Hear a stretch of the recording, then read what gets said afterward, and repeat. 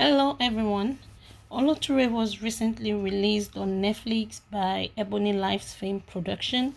So the backstory on this movie was actually an adaptation of an investigative work that was done on human trafficking to magazine, a publication based in the Netherlands. This journalist, Tobore Ovuorie, actually pitched the story as a freelance journalist, but by the time she completed this assignment, she had already signed an employment agreement and a full-time senior reporter in the editorial department of Premium Times newspaper, Nigeria. And of course, when this movie was released, not too long, this journalist, she's an investigative journalist because she actually went on the cover while she was doing this investigation on the human trafficking, the one that was actually, specific to Nigeria. And in the process of this, while she went on the cover, she was unfortunately assaulted, battered, raped, and she witnessed other victims, went through the same. They were raped, they were battered. It was a bad experience, a traumatic experience for her. And recently, after this movie came out, Tobore Ovuorie accused Abudu of copyright infringement on the movie produced by the Ebony Life Films, and she claimed the Oloture is an adaptation of a sex trafficking report that she did 5 years ago. She released a video not too long. I want you to watch this video and then I'll come back again. Thank you. It's a copy and paste of my work. Oloture is my work. Oloture is my life story. Let me be fair with my use of words. If not, I would have said it is based on my life story. But let me still cut them some slack. It's an adaptation of my work and my life story. It's not a regular investigation that, they broke so houses. It's a case of the reporter became the story. And how many years down the line, I'm still living with the trauma. Then someone now hush puppy my stuff and they expect me to clap for them as in abo. No, it's not possible now. It's not possible. Then they can still put their name again, saying I then conceive the story. Sure, even when I did alive. Akporido sister, put that thing aside. Oloture does not closely resemble my work. It's a copy and paste of my work. These are not mere allegations, no. I know the weight of mere allegations. So for me to live my quiet life, to dey drag somebody, may you know say, man, the person shit for church. It's here Bible clean yash. First, the film make a movie out of my life experience without getting my blessing first. You don't put a traumatic life story of another person out there without the person's blessings and permission. It is immoral. It is unethical. It is, let me form my own English, hush puppish. The fellow woman like me, in media like me, go come kidia, he sit down. Fellow woman like me, in the media like me. Ẹ mi lole, ẹ tún wá fẹ́ sọ fún mi bí màá ṣe sunkún. No, let's be honest with ourselves. So that was Tobore Ovuorie, and of course, in reaction to her claims, Abudu released a video on Tuesday to refute Tobore's claims on the movie. According to her, she claimed that they were granted permission by Premium Times, the former employer where this journalist was working. According to Premium Times, they said they are the one that hold the rights to the movie. And, even though Tobore claims that she already started this investigative work on Oloture even before she was hired by this same newspaper company. But here it is, Ebony Life said they already were given the permission by the Premium Times because they own the right to it and not Tobore. And unfortunately, according to the Nigerian Copyright Act LFN 2004, a principal law that governs and protects copyright in Nigeria, in section 9 subsection 1, it says when you are employed under a newspaper, they have the legal right to all your work that you do.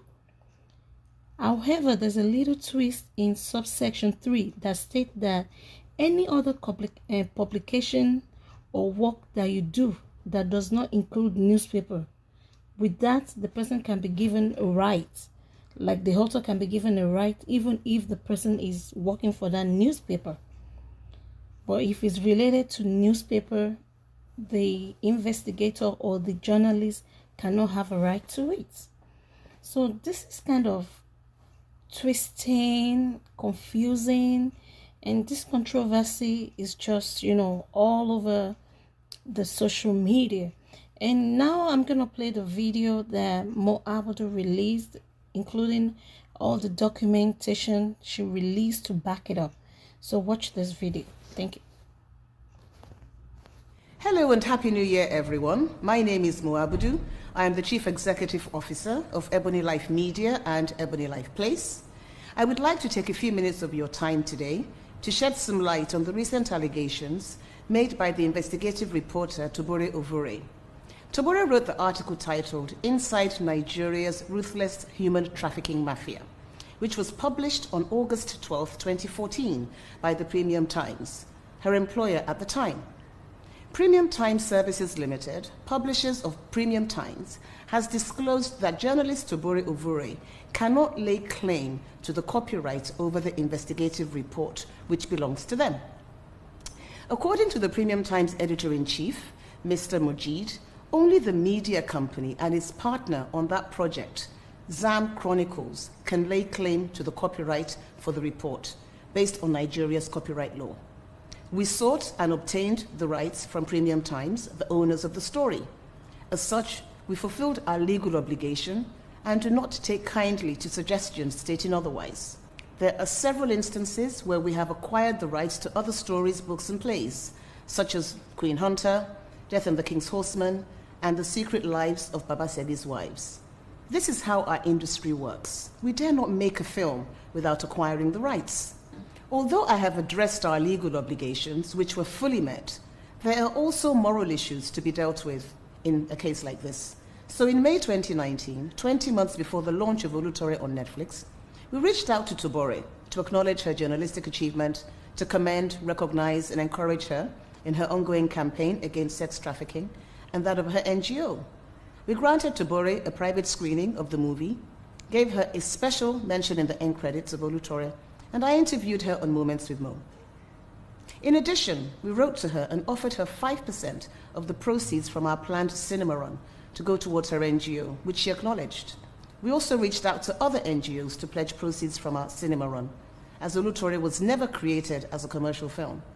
We felt that it was an important film to make, and several kind donors helped us to raise the money to make it. Due to the COVID-19 pandemic, the cinema release of Oloture never happened.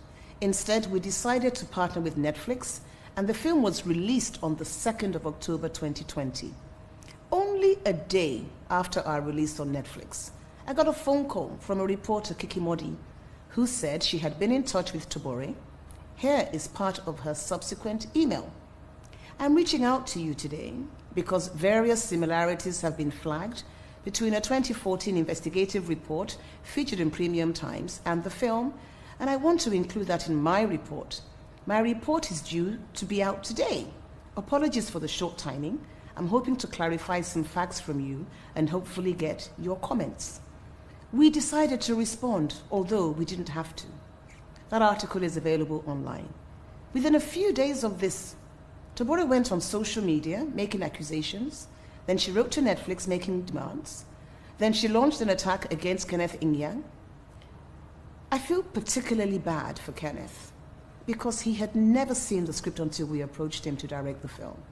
He's such a passionate filmmaker, but he's had to deal with daily and weekly harassment from Tobore. Then on the 4th of November 2020, a month after the movie was launched on Netflix, we got a letter from Tobore's lawyers accusing us of copyright infringement and demanding $5 million in compensation, which is about 2.5 billion naira. At this point, our in-house lawyer advised that we needed to engage external legal counsel, which we did. We were being accused of the crime of copyright infringement with a 2.5 billion naira demand. We knew we had not infringed on her copyright because Premium Times owns the copyright and we had settled this with them. Secondly, we did not have 2.5 billion naira to give. In an attempt to understand what her demands were based on, our lawyers began meeting with hers. Unfortunately, that process has stalled because her lawyer has disengaged from her. Recently, Tobore started contacting our producers by WhatsApp and sending them horrid messages. To me, Tobore's demands have become threatening, blackmailing, and extortionist in nature, and I do not respond to such methods. At this point, we decided that if she felt she had a legal case, it could be better dealt with through the proper legal channels. Prior to the release of the film on Netflix, I had a good relationship with Tobore. I had interviewed her, I had met with her, I had even given her cash gifts for her welfare, as well as when her father died, something that I have never disclosed till now. On the 5th of July 2020, I received this message from her. Good evening, Ma. How are you, work, and the family? I hope you are well. Please remember my family and I in your prayers. My father went to be with the Lord on Friday, July 3rd, 2020. It's been a very difficult period for me. My dad and God was all I had. But now I'm left alone to myself. Thanks, Ma, Tobore. On the 14th of July 2020, I received this message from her. Good morning, Ma. Thanks so much for the money sent to me. I greatly appreciate your care and support. God bless you. I'm so grateful. I will keep you updated. So we had a relationship. She even sent me a message on my birthday in September 2020. And then, a few days before the release on Netflix, I sent her a text message. Hi dear, it's strictly on just Netflix, no cinema due to COVID. I promised you a cash gift towards your foundation, and I will still make it happen even though we did not have a cinema release. Get everyone to watch on Netflix. This was her reply. Okay, Ma, I'll look at how to get them to watch on Netflix. Most of them are not online and can't afford being on Netflix, but I'll get around it. Congrats, Ma. By the 3rd of October 2020, a day after the launch on Netflix, I couldn't reach Tobore. I sent her a text message saying, Tobore, my dear, trust you're well, I'm trying to reach you. Everything changed after the growing popularity of the film on Netflix. I have said this time and time again, but let me state it again for the record. Oloture is a story inspired by true events involving the work of scriptwriters, the development of characters, locations, situations and occurrences that were created by our writers. There was no Alero, Chooks, Linda, or Blessing in Tobore's newspaper report. Her boss was never in love with her, one of the several parts of the film that was created by our writers. Certain incidents in Oloture are similar to what happened to Tobore, and this is why she was given credit and why Premium Times was given credit. However, Oloture could never be Tobore's life story, as she has claimed. Indeed, so many women from around the world are trafficked to Italy, have similar stories. Please, let's educate ourselves on how the movie industry works and how stories are developed and what inspires them. Oloture was made by a team of over 100 people, including researchers, writers, producers, our director, editors, actors, and crew.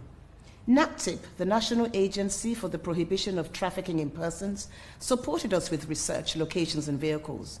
One of our producers, James Amuta, had recently made an award-winning documentary called Nightfall in Lagos, which was all about prostitution. We brought him in on this project because of his experience. What Tobore experienced is what hundreds of thousands of women and girls experience around the world. The stats on human trafficking are horrendous, and we made this movie to shed light on this horrid trade. Earnings are estimated at 150 billion globally. 2/3 of this figure, about 100 billion, is generated from commercial sexual exploitation. The average woman trafficked for forced exploitation generates about $100,000 in annual profits. If there is one thing that I stand for, it is integrity. It's about working hard and always standing up for what I believe in. My entire team know me. Many of you out there know me. We do what we do because we love what we do. We have not exploited Tobore or anyone else, and we will not be exploited by anyone. The facts are clear. We have everything in writing, and we are prepared to defend ourselves against baseless attacks and legal challenges. We will not be intimidated because of the imagined financial success of this film, Oloture. However, our door is always open to have a conversation that is appropriate and right, which is how we began our relationship with Tobore. Anything else will be refuted and rebuffed, and if necessary, settled in a court of law. Finally, let me say that I have observed the sensationalized coverage and many of the comments on social media regarding this matter. None of it has been grounded in evidence that could be easily verified. The media did not even ask us to comment on the allegations before publishing them. Social media has given everyone a voice, and that's a good thing. But please, let's use it responsibly. Thank you for listening, and once again, Happy New Year. So you just watched the video, and of course she provided documentation, some legal documentation actually, to back up these claims, and you can actually read it online. It's open, it's everywhere. And so these are the documents the Ebony Life Films provided.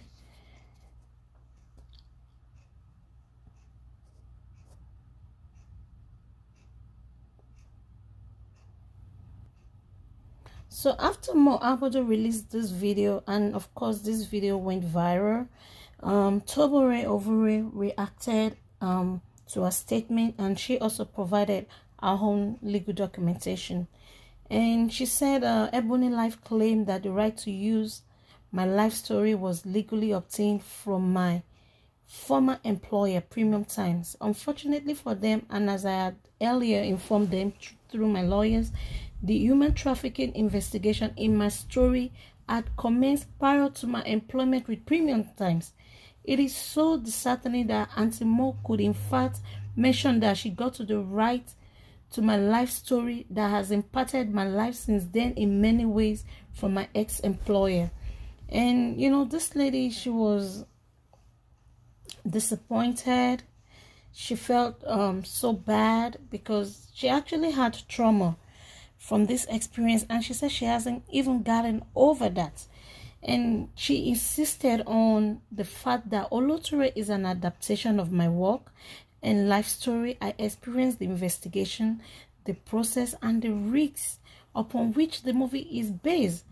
I also single-handedly authored the publication the movie relied on. The publication of my experience is what gave birth to Oloture, a movie about sex trafficking that does not need to be centered around a journalist, and it does not need to play out the plot of my published story.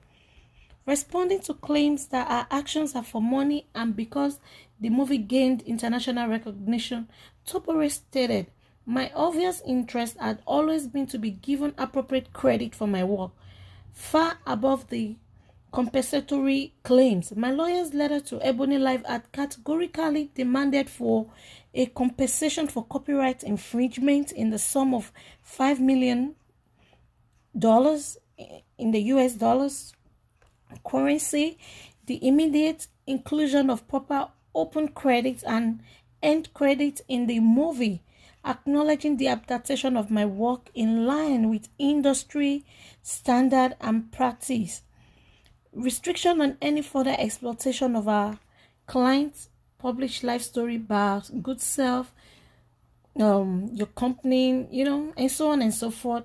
So what she's basically saying is the open and end credit of the movie should be re-edited and includes everything that regards to our adaptation to our work.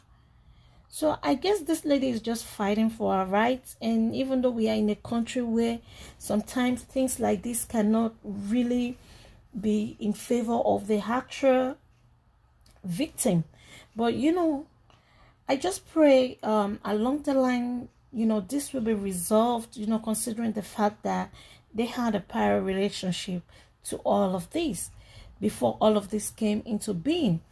And next time, I hope I'll bring you more news, because they're still on the case. The case is already in the court right now, and if there are more information, we'll be bring it out on. Just look forward to more uploads from SS Media. Thanks for watching. Remember to like, comment, subscribe to this movie. Subscribe to my channel. Thank you so much. Bye. Have a good one.